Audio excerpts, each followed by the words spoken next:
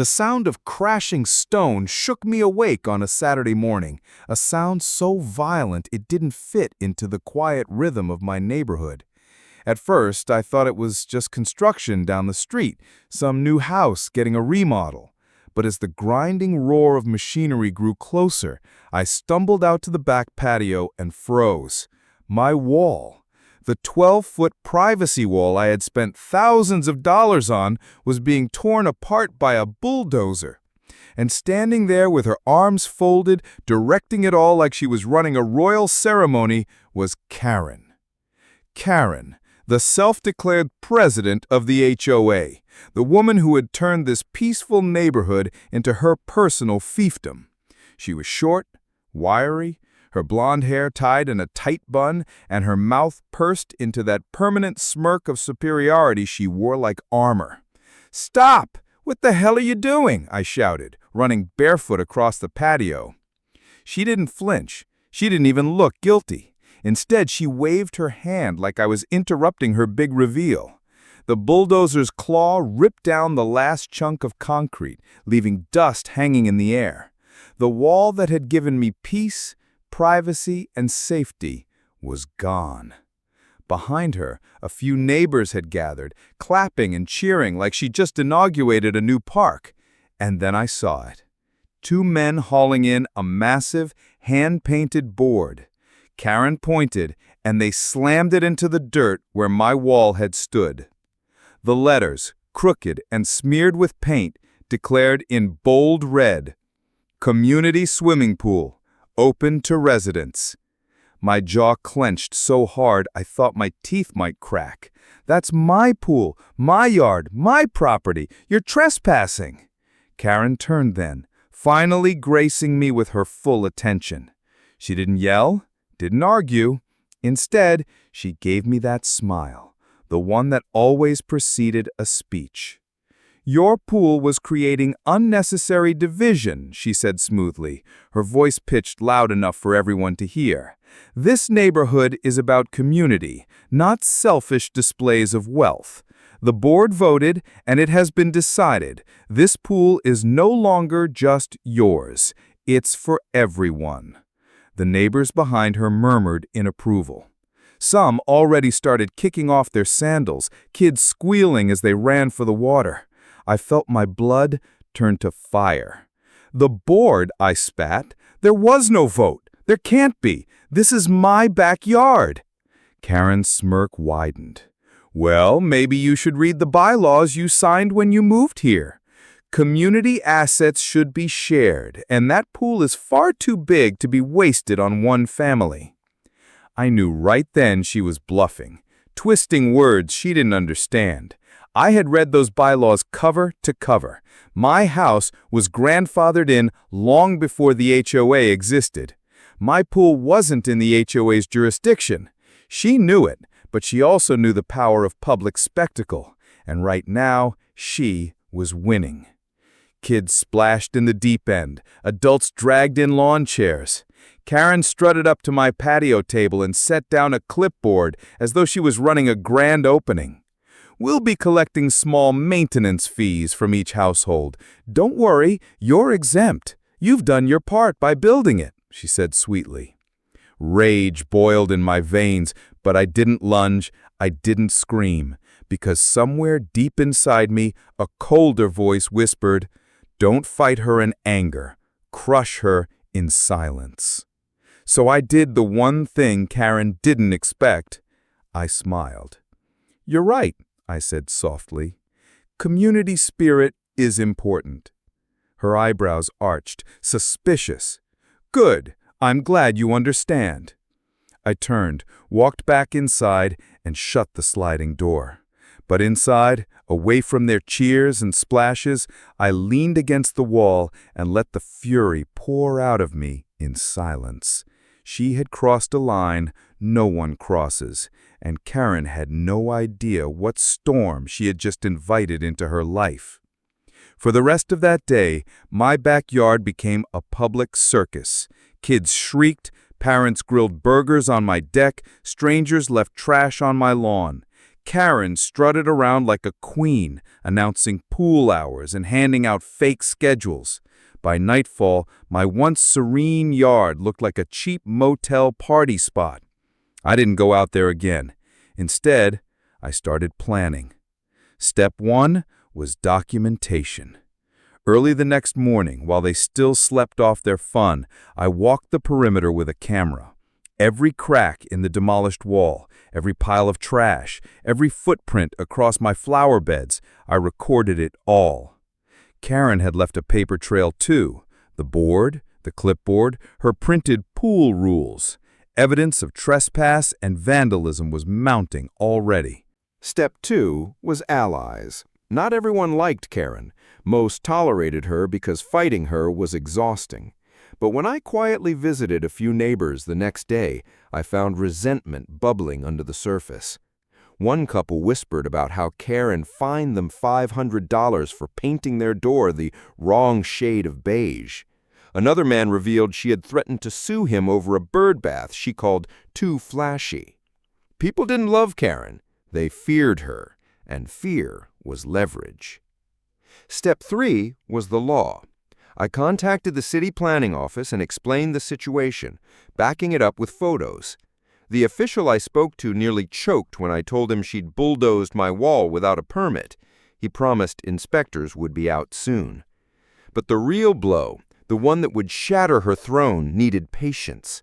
I wanted Karen humiliated not just legally, but socially, stripped of the very power she thrived on. She wanted my pool to be community property? Fine. I would show her what community really meant. In the days that followed, the chaos only grew. People treated my pool like a public water park. They left greasy paper plates in my bushes, beer cans floating in the shallow end, mud smeared across the tile. Karen strutted around with a whistle, barking rules and acting like the mayor of my backyard. Every insult to my property, every sneer she threw my way, only fueled the plan forming in my head. And then the break came. A small but powerful detail I discovered while combing through county records. Karen's backyard structures, her fancy pergola, her illegally extended deck, even the little guest house she rented on Airbnb, none of them had permits. They were all violations. I almost laughed out loud when I read the report. The queen of the HOA had built her castle on sand. All I needed now was the right timing, the right strike that would make sure she never recovered. Because teaching Karen a lesson wasn't just about taking back my pool. It was about dismantling her throne, brick by brick, until she stood exposed in front of everyone she had ever controlled. And when that day came, I promised myself it wouldn't just be revenge, it would be justice. The inspectors came 3 days later, clipboards in hand, their eyes widening as they stepped through the gap where my wall had once stood. I guided them around carefully, keeping my tone calm and measured, though inside I was buzzing with adrenaline. They took pictures, asked questions, and shook their heads when I pointed out the makeshift sign Karen had erected. One of them muttered, "This is blatant property destruction. Whoever authorized this is in serious trouble." I didn't smile, though I wanted to. Instead, I said, "Her name is Karen. She calls herself the HOA president." They scribbled the name down.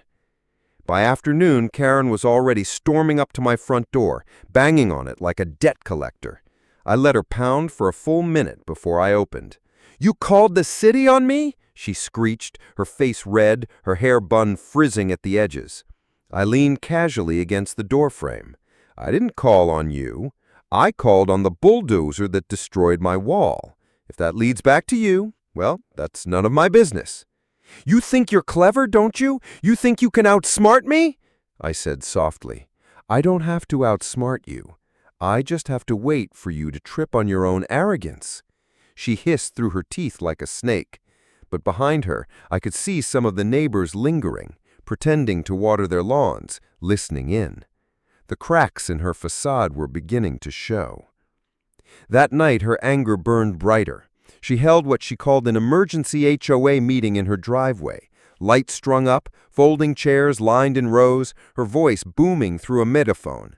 She ranted about selfish residents who don't understand community, about snakes who call inspectors on their neighbors. She never said my name, but everyone knew. I stayed inside, lights off, sipping whiskey as I watched through the blinds. She wanted me to lash out, to give her an enemy to rally the sheep against. But silence unnerved her more than anger. The inspectors returned a week later, this time with official notices in hand. They slapped red violation stickers on her pergola, on the guest house, on her deck. Neighbors gathered to watch, whispers rippling through the crowd. Karen came running out, shrieking at the men, threatening lawsuits, demanding they leave. But the officials didn't flinch. They'd seen her kind before. By evening, her house looked like a crime scene, red tags plastered everywhere, and when she tried to remove them, I caught it on my security camera and sent it straight to the city. That was another fine. The Queen's castle was crumbling, but I wasn't done. The pool circus continued, though thinner now. Neighbors who once splashed freely started avoiding it, afraid of being caught in the crossfire. But Karen pushed harder, corralling kids into the water, insisting this was still community property. She was desperate, and desperation makes people sloppy. I knew the moment to strike had arrived. Using the footage I'd collected, the bulldozer tearing down my wall, Karen directing it, the trespassers invading my yard, I filed a lawsuit, not against the HOA, but against Karen personally. Destruction of property, trespassing, emotional distress. The case was strong, and she didn't have the resources to fight it.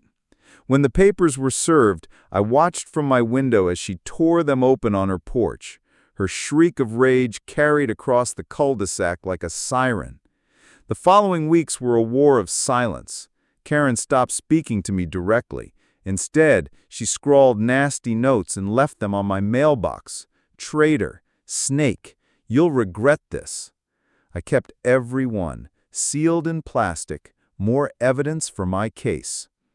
But the true masterpiece, the final nail, came from a little idea I whispered to a sympathetic neighbor. Did you know, I told him one evening as we stood by his fence, that the HOA has no funds left for road maintenance? Karen used them all for her pet projects. If the city steps in, they'll revoke the HOA's charter.